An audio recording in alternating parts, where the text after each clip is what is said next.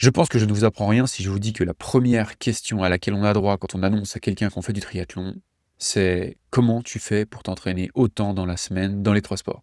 Parce que oui, le triathlon est un sport très chronophage et qu'entre le boulot, la famille, les imprévus et la fatigue, le problème, c'est pas la motivation. Le vrai problème, c'est le temps et l'organisation.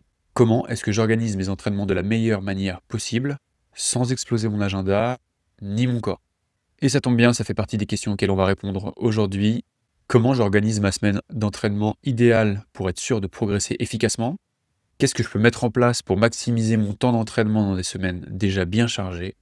Et enfin, quelles sont les erreurs à éviter côté récupération pour éviter le surmenage et la blessure? Et l'objectif, c'est que dans 10 minutes, à la fin de cette vidéo, tu repartes avec notre méthode claire et simple pour organiser tes semaines d'entraînement dès ce soir. Allez, c'est parti, on va parler organisation, conseils concrets, erreurs à éviter. Et on démarre tout de suite avec le premier point. Et on va commencer très rapidement en se posant une première question, c'est pourquoi est-ce qu'il est important de planifier son entraînement et sa semaine d'entraînement? Et le premier point, c'est que le triathlon, je ne vous apprends rien, ce sont 3 disciplines dans lesquelles il faut s'entraîner. Ce qui veut dire 3 environnements d'entraînement différents, 3 organisations différentes, et souvent beaucoup plus de volume hebdomadaire que quelqu'un qui ne ferait qu'une des 3 disciplines. J'imagine en plus que pour toi, comme pour la majorité de nos auditeurs, tu as une vie bien chargée à côté et que caler des entraînements dans 3 disciplines différentes, tu as déjà expérimenté le casse-tête que c'est. Et là, planifier, ça devient indispensable pour pas laisser les choses au hasard. Mais il y a aussi d'autres intérêts à la planification. D'abord, c'est de s'assurer une progression optimale avec les bons entraînements bien répartis dans la semaine et bien répartis dans l'année. Une bonne planification, elle gère bien ta charge d'entraînement et elle te permet de jouer avec la fatigue et de toujours éviter la blessure ou le surmenage. Et enfin, bien s'organiser, c'est aussi ménager les à côté, sa vie professionnelle, sa vie familiale, sa vie sociale. Et donc vous l'avez compris, avant même de parler de s'entraîner davantage, planifier, ça permet de s'entraîner mieux et plus intelligemment. Bon, maintenant, comment est-ce qu'on fait concrètement? Le point de départ, ça va être les objectifs que vous êtes fixés cette année, donc bien souvent les compétitions que vous visez. Et ces objectifs, ils doivent être en adéquation avec le temps, la disponibilité, l'engagement que vous voulez mettre. Clairement, préparer un Ironman avec 3, 4, 5, 6 heures d'entraînement par semaine, vous comprenez que ça ne tient pas la route. Donc la première chose à faire, avant même de valider ces objectifs, c'est de savoir où on en est aujourd'hui et les moyens qu'on va avoir à notre disposition pour s'entraîner. Le temps d'entraînement, le matériel, les infrastructures, etc. À partir de là, je peux très vite vérifier si le projet d'objectif il est en adéquation avec les moyens dont je dispose. Et soyez honnête avec vous-même dans cet exercice. Il vaut mieux être capable de s'assurer de pouvoir s'entraîner 6 heures toute l'année et de pouvoir monter davantage sur certaines semaines, plutôt que de se dire qu'on peut en faire 8 ou 9, mais que ça nécessite de tout faire rentrer au chausse-pied dans votre agenda et que ça compte sur le fait qu'il n'y ait aucun imprévu. Ce ne sera pas le cas. Donc, et soyez réaliste là-dessus pour éviter des déceptions plus tard. Gardez en tête également que si vous préparez de la longue distance, il y a des semaines qui seront plus chargées que d'autres. Il y a des semaines où il faudra sortir de notre volume moyen. Si vous faites 8 heures, il va falloir être capable de pousser à 10, 11, 12 heures, donc avoir une petite marge sur des semaines clés pour pouvoir y mettre plus d'entraînement. Donc pour ça, d'une part, il va être important d'en discuter avec votre entourage, votre vie de famille, et de prendre en compte finalement toutes les autres choses qui vont rentrer dans votre agenda au quotidien pour y trouver le meilleur équilibre possible. Également, au rang des erreurs qu'on voit souvent passer, évitez de vouloir copier la semaine ou la prépa d'un autre athlète. C'est vrai que c'est super grisant d'aller s'inscrire avec un ami, un collègue de club sur une épreuve. Par contre, la prépa, elle va être très individualisée. Vous n'avez pas les mêmes disponibilités horaires, vous n'avez probablement pas les mêmes facilités d'entraînement, ni même le même niveau. Alors gardez en tête que votre objectif et votre prépa, c'est un truc singulier qui est propre à vous. Donc là, à ce stade, ce que je vous demande de faire, c'est de coucher sur papier votre temps disponible dans la semaine pour vous entraîner, votre niveau actuel dans les 3 disciplines et votre expérience en triathlon, et de voir si ça, c'est cohérent avec les objectifs que vous visez. Si ça c'est fait, on passe à la suite. Et pour la suite, on va ouvrir un agenda et on va passer à proprement parler sur ce qu'on appelle la planification. Et ce qu'on va mettre en place, ce sont des routines. Les routines, on en a largement parlé dans nos sujets sur le sommeil notamment. Le corps adore les routines. C'est vrai pour le sommeil, c'est vrai pour l'entraînement, c'est vrai pour tous les autres aspects de notre vie. Et ça, vous l'avez déjà probablement expérimenté. Si vous essayez de faire des semaines où vous vous entraînez au feeling, sans rien prévoir et en y allant à l'envie, en décidant de la séance que vous allez faire 10 minutes avant de partir, c'est souvent le bordel et ça tient pas longtemps la route. Alors pour préserver nos capacités cognitives et s'éviter du stress, on va mettre en place 2 types de routines. Des routines de récupération, et des routines d'entraînement. Allez, je commence par les routines de récupération parce que ce sont les plus simples, les plus courtes, même si je vous déconseille de faire l'impasse dessus. Les routines de récupération, ça va être des moments où vous allez faire de la mobilité, de la respiration, des massages, du yoga, bref, tous ces moments-là qui sont importants à placer dans son quotidien pour être sûr de faire retomber un peu le stress généré par l'entraînement et par toute la vie extérieure et de s'assurer d'être capable d'enchaîner les journées et les semaines d'entraînement. Ça peut prendre uniquement 5-15 minutes le matin, le soir, ça va être à vous de trouver la formule la plus adaptée. On a des épisodes qui creusent en détail ces sujets-là sur notre chaîne YouTube ou sur notre podcast. Je vous laisse aller les découvrir, mais gardez en tête qu'il faut les placer dans la semaine, ces moments où vous allez décompresser. Et maintenant, les routines d'entraînement. L'objectif de la routine d'entraînement, c'est d'avoir sur un calendrier l'ensemble de vos entraînements et de vos séances qui sont déjà placés dans la semaine. Ça ne veut pas dire que vous allez déjà placer les thématiques et le contenu des séances, ça veut dire que vous savez que le lundi soir à 20h, vous faites de la natation, que le mardi, entre midi et 13h, vous faites de la course à pied, et que votre semaine est ainsi préparée, jalonnée avec les différents blocs qui sont réservés aux entraînements. Donc idéalement, vous allez déterminer maintenant, dans la semaine, quels sont les créneaux que vous placez chaque jour pour votre entraînement. Et quand je dis chaque jour, c'est valable aussi bien si vous entraînez 3 fois par semaine et que vous débutez, ou si vous avez 10 séances à caler parce que vous préparez votre premier Ironman. Et point important à mentionner pendant que vous préparez ce planning idéal, si vous êtes en club, c'est de bénéficier des séances collectives qui sont organisées par le club. D'une part, ça va vous permettre de bénéficier de l'émulation collective, le fait de retrouver un groupe, le fait de retrouver des camarades de club et de s'entraîner ensemble toutes les semaines. Deuxièmement, ça va vous permettre la plupart du temps d'avoir un entraîneur qualifié au bord du bassin, de la piste ou de la route pour vous aiguiller dans votre progression. Et surtout, ça a l'avantage de créer une espèce d'obligation implicite à aller sur ces créneaux où vous allez retrouver du monde et c'est souvent beaucoup plus difficile à annuler qu'un entraînement que vous devriez faire tout seul où la moindre pluie ou la moindre fatigue peut vite vous en détourner. Vous savez que les créneaux clubs sont là et plus vous aurez de créneaux clubs dans votre agenda, plus ça vous garantira d'être régulier et assidu aux entraînements. Gardez seulement en tête que les séances club, elles ne sont pas prévues pour votre planification individuelle et pour votre objectif. Donc il peut y avoir des intensités que vous allez travailler qui ne sont pas forcément adaptées, voire même avoir trop d'intensité dans la semaine. Là, c'est à vous aussi de juger de ce que vous pouvez faire sur ces créneaux clubs dans le cadre de votre planning d'entraînement. L'idée, c'est surtout d'éviter de trop en faire et de risquer le surmenage ou la blessure. Donc on y est maintenant, on a notre calendrier hebdomadaire devant les yeux et l'idée c'est de recenser un peu tous les moments où vous êtes dispo pour l'entraînement. Donc avant même de placer les blocs, on va recenser tous les moments où on est dispo. Et si vous avez 15 heures de dispo alors que vous entraînez que 5, tant mieux, vous aurez des choix et un peu de latitude pour pouvoir créer votre semaine idéale. Je réinsiste, mais ne vous mentez pas sur les obligations professionnelles, familiales, sociales. Jouez la sécurité, ce sera toujours une bonne surprise d'avoir une heure qui se libère pour aller faire un footing, mais ne comptez pas dessus si elle n'est pas assurée. Donc là, à ce stade, tu as ton agenda de la semaine et tu as tous tes créneaux disponibles pour pouvoir t'entraîner. Maintenant, on va parler de la répartition des disciplines dans ta semaine. Bon, on aimerait tous s'appeler Sam Laidlaw ou Léo Bergère et pouvoir s'entraîner 6 fois dans chaque discipline chaque semaine. Malheureusement, pour une grande majorité d'entre nous, on n'a ni le niveau ni le volume hebdomadaire pour arriver sur ce nombre de séances. Maintenant, qu'est-ce qu'on fait comme séance? Comment on les répartit entre les 3 disciplines? On va commencer par une règle simple. Si vous faites moins de 6 entraînements par semaine, alors répartissez équitablement vos entraînements sur les 3 disciplines, natation, vélo, course à pied. L'objectif pour l'immense majorité d'entre vous qui êtes dans ce cas, c'est juste d'avoir des stimuli suffisants dans les 3 disciplines et ne pas en laisser une de côté.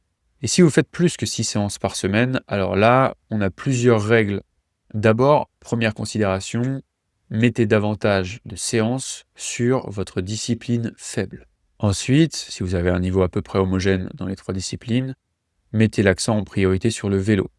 Quel que soit le format du triathlon que vous allez courir, c'est la discipline qui prend le plus de temps et sur lequel donc peut se faire la plus grande différence.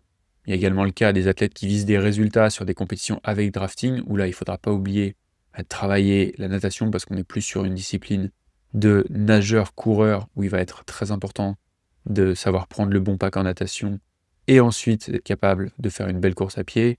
Mais ça, c'est un cas qui est assez à la marge. pour des athlètes qui visent vraiment la performance sur des courses courte distance avec drafting.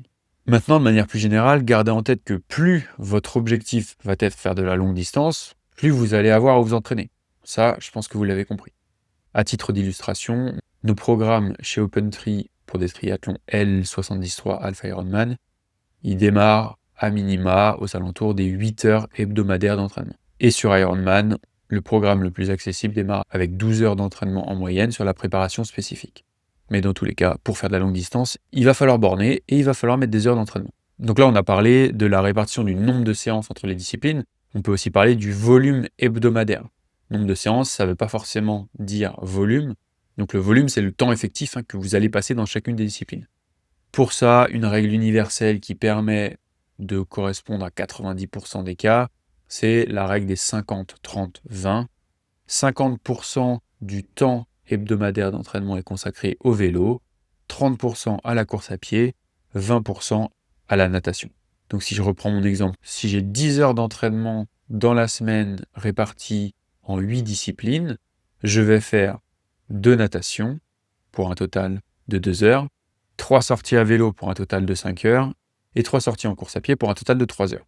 Pour ça, naturellement, ça va fluctuer au fur et à mesure de la saison, selon d'une part la météo, toujours plus difficile d'aller faire 5 heures de vélo en plein hiver qu'en plein été, et aussi selon vos points forts, vos points faibles, et ce qu'on veut travailler sur des cycles précis dans l'année, peut-être pour vous faire passer un cap sur votre discipline faible, ou au contraire pour travailler une qualité très spécifique à votre compétition. Donc là, à ce stade, tu as ton agenda de la semaine avec tous tes créneaux dispo.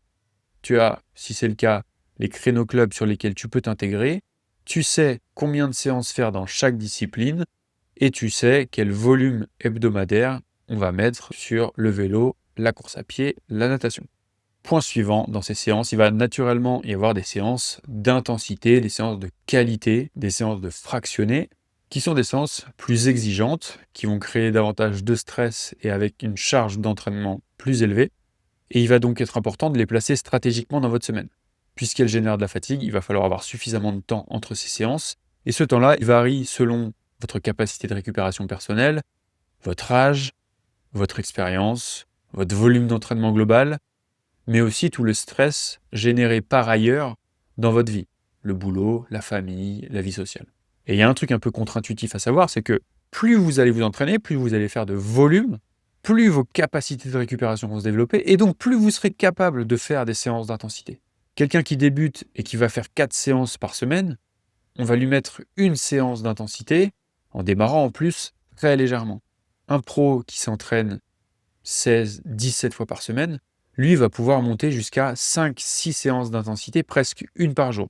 Et entre les deux, un amateur plutôt longue distance qui va s'entraîner, disons, 9 fois par semaine, 3 fois dans chaque discipline, il va être courant de lui programmer 3 entraînements d'intensité, 3 entraînements de qualité, un en natation, un en vélo, un course à pied dans la semaine, parfois un 4e sur des semaines de charge un peu plus élevées, mais en tout cas, gardez en tête que le nombre de séances d'intensité, il est corrélé au volume global.